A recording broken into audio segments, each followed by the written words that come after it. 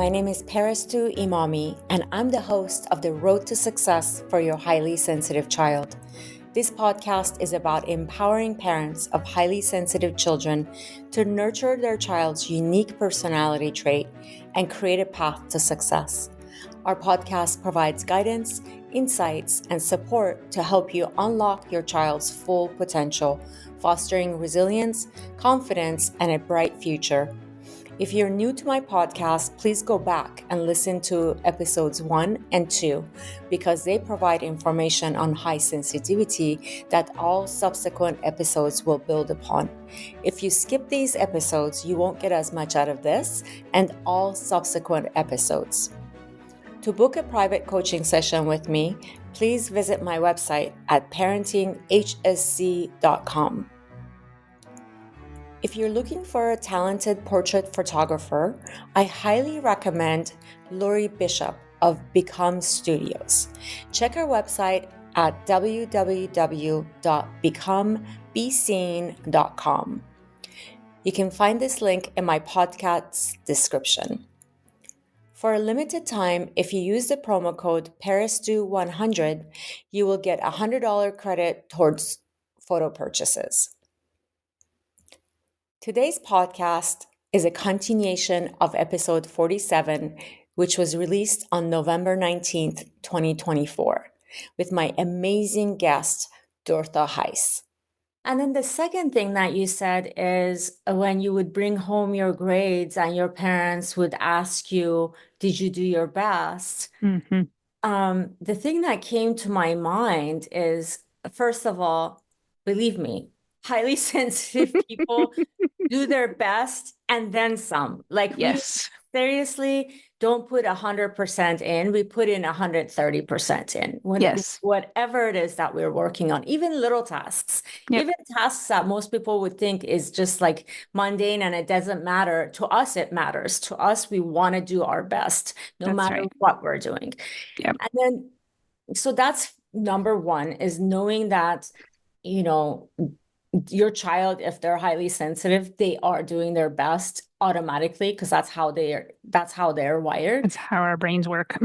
Yeah. And then number two is your words are so important for a highly sensitive child. So you've got to be Absolutely. careful what words you use as a parent Yep. with your child. And you think it doesn't matter, but it does. It really does, because we take everything very seriously and we really analyze it. Well, like you said, like you analyzed it, right? You Yep. said, well, I don't know. Could I have done better? Maybe. Did I put in everything that like you've Yeah. sat there and questioned yourself and wondered whether you did your best. And so it's important for parents to know that the words that you use are very impactful on highly sensitive children. Yeah. And it's impactful on all children, but for highly sensitive children, because they process things deeply and because on top of that, they feel deeply. So it's like a double whammy, so you've got to be really careful with the choice of words that you use.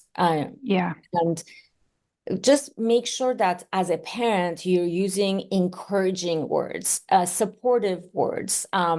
Things like, for example, if your child comes home and gives you, their homework or their quiz or test that says they got, 92 on it out of 100, right away say, oh my God, I'm so proud of you. You're so smart. Oh my God, let's see all the things that you got right. Encourage them on all the things that they did right. And Mm-hmm. then if you want to go over the things that they did wrong so that they could learn from it, you could, after you've given them tons of praise, you could say, well, let's look at the ones that you didn't get right. And let's see, if we can learn from that. Yeah. But in a gentle way. Gentle is like so crucial for highly sensitive children. You don't ever want to make them feel like they're stupid or that they could have done better, or that they're not good or they're not enough. because believe me, they're already doing that to themselves. So you don't need to, if you do that too on top of it, then you're validating them Yep. and how they're feeling about themselves. And what you need to do as a parent is do the exact opposite.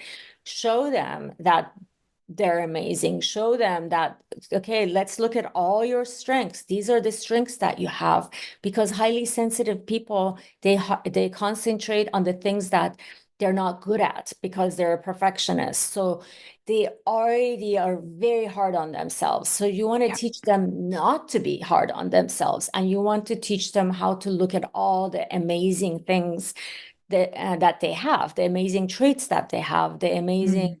you know, characteristics that they have.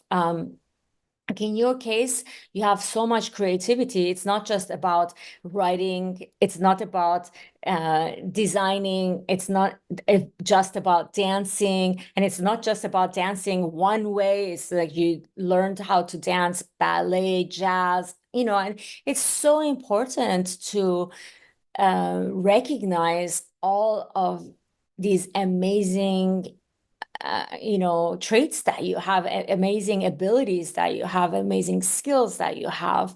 And, and if there are things that you're not that, or your child is not that good of, I'm not saying don't talk about them. I'm not saying don't try to get them to be better, but don't concentrate on them. Don't make that the thing that you always talk about, because that's not going to help your child in any way. Mm. Building confidence is not going to be, you can't build confidence with that at all. Yeah.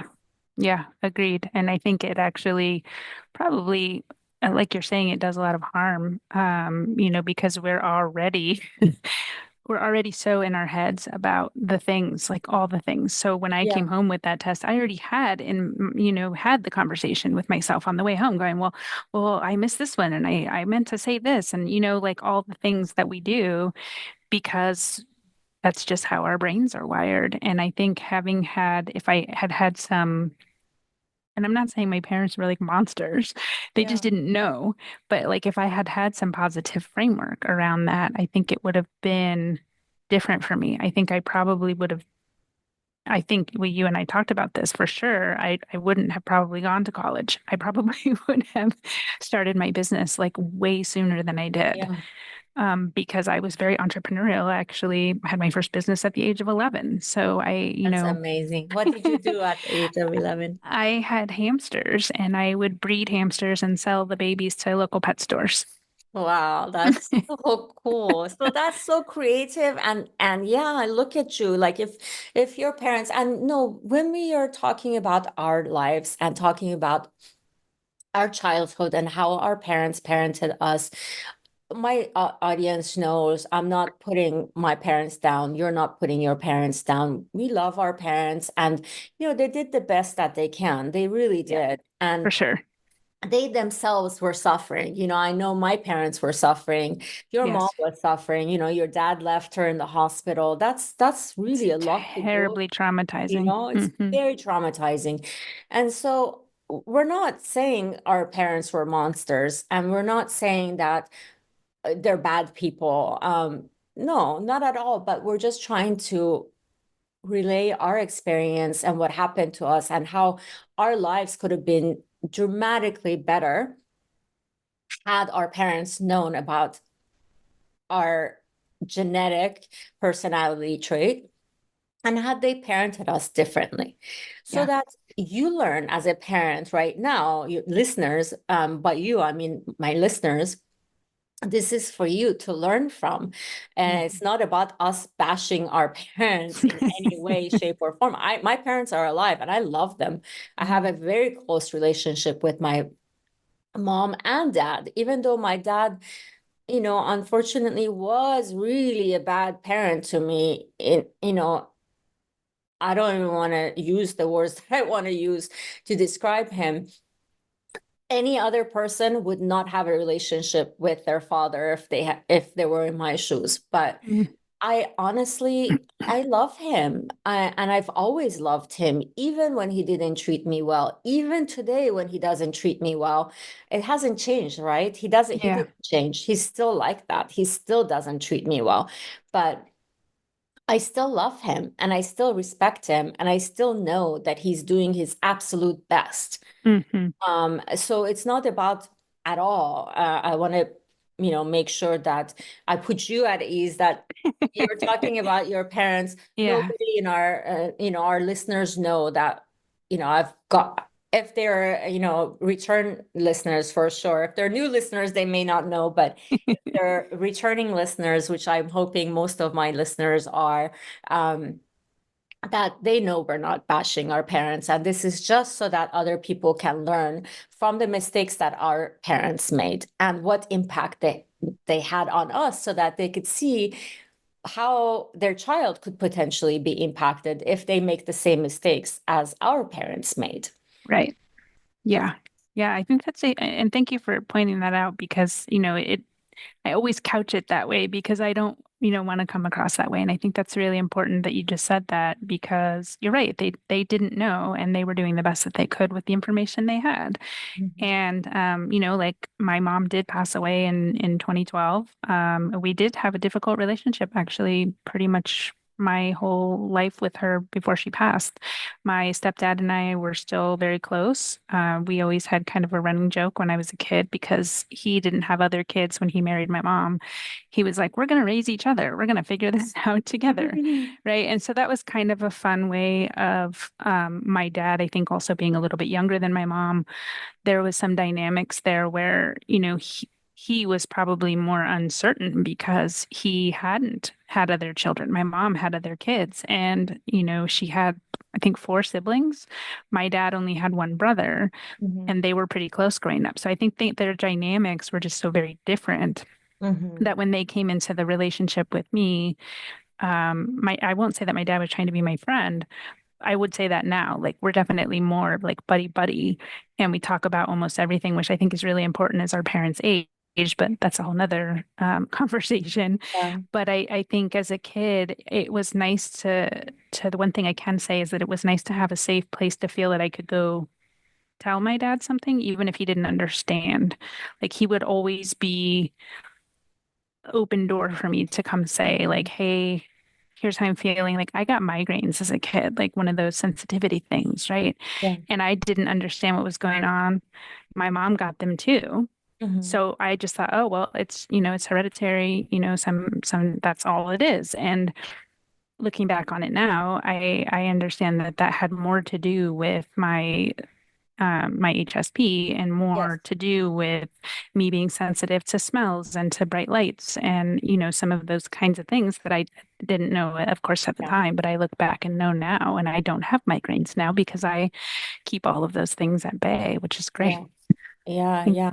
Yeah, and that's a good point too to bring up the fact that, a highly sensitive children do get certain illnesses like migraines or stomach aches and parents don't take them seriously because you get them so often, and Yeah. they think, oh, they're just making this up because they don't want to do their homework or they're making this up because they don't want to go to school. That's not the case. They're No. really having a headache or they're really having a stomach ache. So Yeah. you gotta, no matter how often they get it, you don't want to tell them that either. Because I was told that all the time by Yep. my friends, by my teachers, by my family. Oh my God, you always have stomach ache. What's wrong with you? You always have stomach ache. And I felt badly about having them, but I was Yeah. having them. It's not like I asked for them. They were really painful. It's I not like bet. I wanted to have pain.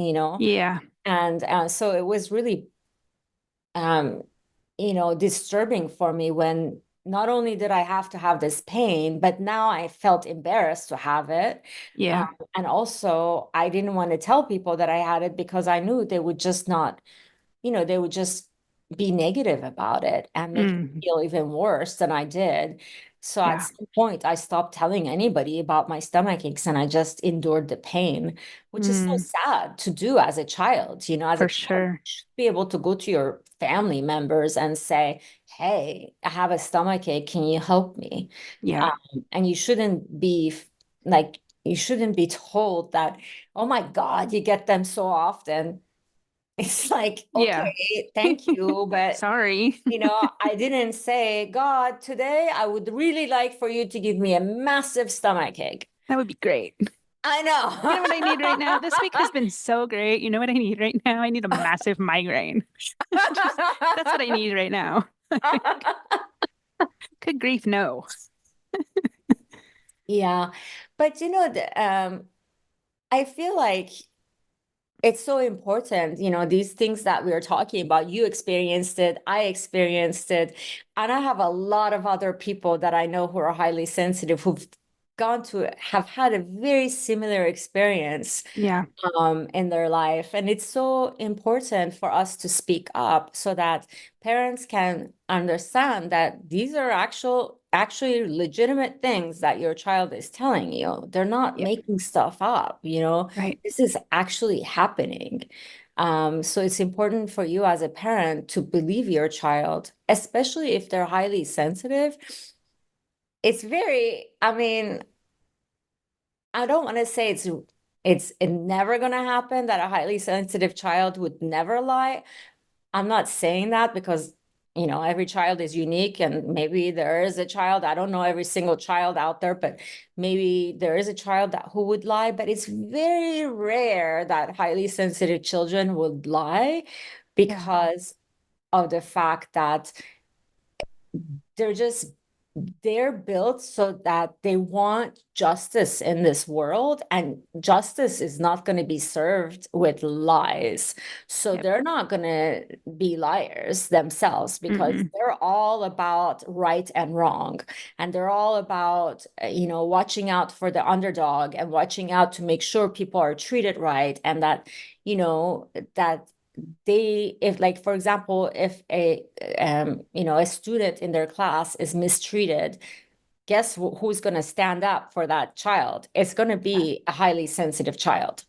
Yep. And even if they don't have, maybe they're shy, or maybe they don't want to stand up right then and there, but believe me, they will do something about it. They will go talk to their family members, and maybe they would go after class and talk to that student and see how they can help, but they won't just watch.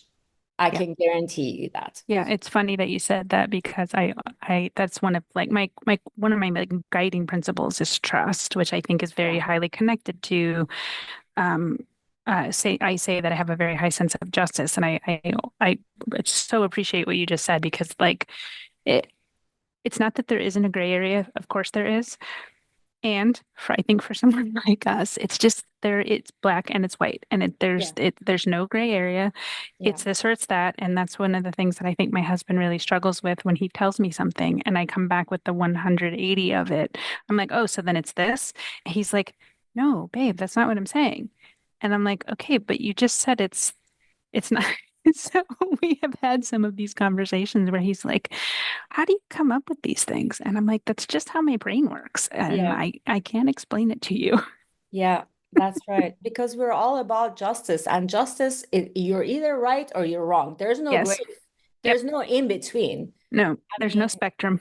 you know, it's just, yeah, there's no spectrum, and it is what it is. That's what justice is, right? Right Yes. or wrong. Yes. So That's it's no, why when you look at, the scale, there's only two scales, right? yep. One is the right, the other one is One the is wrong. wrong. And so you don't see a scale that has more than two, what do you call those? Two, I I don't know, can't remember. scales. Is it a scale? Yeah, I Yeah. guess both, Scales of justice. Yeah, yeah, that's what the they're scale called. of justice, there's only two of two. One Two is, arms. Yeah, I yeah, guess. I two don't know. arms, I guess, whatever you call it. Like, we're seeing each other, so it's easy, but I know that the podcast is audio only. We're So moving our hands up and down, yeah, back and forth. exactly. Well, it's interesting too that you say that about the sense of justice because I think that is part of a big reason that I was very attracted to the legal profession. And that's how I became a paralegal. Like, I feel that strong sense of helping protect people who've been wronged, Yeah. um, like deeply. And that was one of my, oh, yeah, I thought I was going to go to law school. And that was like, I don't know, what kind of crazy I was like going on for me. Like I just was not, that is not like at all the field that I should have been in. And once I, stopped pushing for that direction, like my life got so much easier. As soon as I was 3 years, I spent like taking the LSATs, Mm, getting letters of recommendation, doing all the things. yeah. And then as soon as I was like, I had this moment where God, whatever you want to call it, was like, stop doing this, right? Like Oh, hitting me wow. on the head. And it was like very, very pronounced. And I took a step back and I remember just sort of sitting there going, okay, well, like kind of letting go with my hands and just Mm. thinking, okay. And so then life literally did really get easier after that. That's amazing. I love that. And by the way, I have that in common with you as well. I Yeah. always wanted to go to law school because ever since I was a little girl, Yes. always wanted to become an attorney. It was my dream to become an attorney. The only reason I wanted to become an attorney was because I wanted to make sure justice is served. Yep. That's the only reason. And when I would watch like Law and Order on TV, or maybe there were anyway, any of these types of TV shows that were about attorneys and fighting, going to court and fighting Yeah. for the underdog or somebody that was, you know, had been wronged. I would watch those like so intensely. I loved Yeah. watching those shows. And then I actually did go to law school, and I went and worked for a law firm. And it was my second year of law school, and I realized that this is not for me because I don't have that kind of thing in me to be, and I don't mean any disrespect to any attorney or anything, but the things that were happening in school, I couldn't participate in. Like Yep. people ripping out the page that somebody would need to do their homework on a specific case, just so that they would do bad poorly in class, and the curve, because it was based on the curve, and Yeah. some people would have to basically be kicked out of law school. Yeah. I couldn't do things like that. I No. couldn't go and rip out the pages from a book, or go steal the book and hide it, or whatever was going on, that these Yeah. kids did. I couldn't do things like that. No. And I just decided, I was like, was fed up with it. So I decided, after all the money that I spent, I decided to drop out of law school. And I'm grateful that I did that, because it would have been a bad career choice for me. Yeah. But I wish I would have been like you, where I would have known ahead of time, because I spent so much money on law school. Yeah. Oh my And gosh, I can also, imagine. yeah, yeah, it was just craziness. And I lost a lot of my time, right? Because then now I had to figure out, oh, okay, well, now that I'm not going to be an attorney, what am I going to be? Yes. Because bachelor's was not enough for me. I wanted to get my education. Yes. So I did lose that time. But yeah, we're all about justice, and it's so important to us to be surrounded by people who are honest with us. Hmm. And then the other thing is, we catch people if they're being dishonest with us. We know something is going on. We just, in the moment, we might not know what, but we get the feeling, oh my God, something's Yes. happening in my body, Yep. doesn't feel good. So it means that something is not going right here. So then you try to pay attention to every little detail and not miss it. Like, make sure that you don't miss any detail, because all of this could be important in you figuring out what's going on. And then Yeah. at the end, you figure it out because you have paid attention to every little thing said, every little body movement, anything that's different about that person. And at the Right. end, you figure it out. It's kind of like It's so you're a very true. good investigator as a highly sensitive person. Yeah, also interestingly, I when I lived in Las Vegas, I actually became a rape crisis counselor, a certified crisis counselor. And when I would go to the hospital to be with the victim after they were brought in to have their rape kit performed, the police officers and whomever else was there to do questioning, it was always really interesting to me because I was the advocate for the person that was the victim. And I was able to be in this space with this person and the feeling like that I don't know how to describe and articulate it, but almost every single time I was there, Mhm. the police officer almost always felt like they didn't believe the person. And it just so pissed me off, right? Yeah. Like it just like at my core, it made me Yeah. so angry that I was like, you weren't there. Yeah. I mean, like you have no idea what happened, and that was probably while it was very rewarding because the people were super grateful that you were there for them, it was Mhm. probably some of the most difficult work, and it wasn't even work, it was volunteering, Yeah. that I have done because I was very passionate about it from personal experience. So it called to me, and it's that sense of justice that just like called me forward to, okay, I need to do this. I need to help people who don't have a voice for themselves or have a hard time speaking up in these situations. As we wrap up today's episode, I want to remind you that you have the power to create a bright and successful future for your highly sensitive child. Embrace their uniqueness, nurture their strengths, and provide them with the love and support they need. Together, we can pave a path to success that aligns with their sensitivity. Thank you for joining us today. And remember, you're not alone on this journey. We'll be here with more insights and inspiration in our next episode. Until then, keep believing in your child's potential because they truly are extraordinary. Stay tuned, stay inspired, and stay committed to setting your child up for success in life. If you enjoyed this episode and found it helpful, please leave a review. Share with other parents and reach out to us with any topics you'd like us to cover in the future. To book a private coaching session with me, please visit my website at parentinghsc.com.